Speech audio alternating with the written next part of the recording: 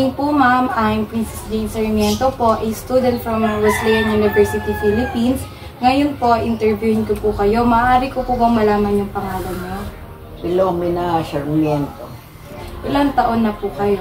93. Okay po. Yung interview po na to is mare-record po natin gamit po yung camera. Okay lang po ba sa inyo yun?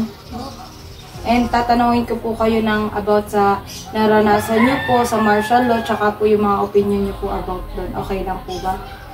So, ang question ko po is, pwede nyo po ba sabihin sa akin yung mga naging karanasan nyo po at tsaka kung ano po yung naging epekto nun sa buhay nyo nung martial law po 1972?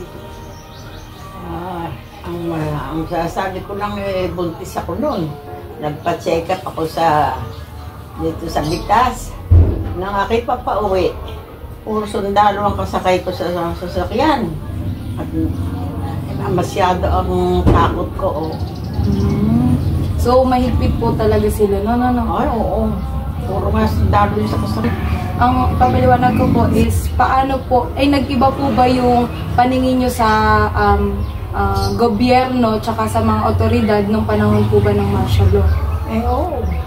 Dahil po sobrang higpit nyo. Sobrang higpit nun. So, sa opinion nyo daw po, ano po yung mga naging epekto nun o naging impact nun sa buhay po at kultura po ng Pilipino? Aba, ang masasabi ko nga sobrang higpit ng nun.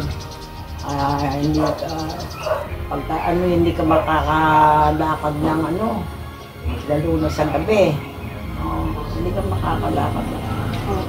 Kunyari po, bawat libot nyo po, kailangan meron po kayong kasama. Meron As in, binabantayan po talaga kayo. Kamukha nung namatay nga yung anak ko sa ospital. Opo. Hindi namin maiuwi. Nanghingi kami ng permiso sa ng sundalo ron. Opo. Kaya lang kami nakauwi. Ay, paano nyo po siya nailibing? Kasama din po yung mga sundalo? Ay, hindi naman.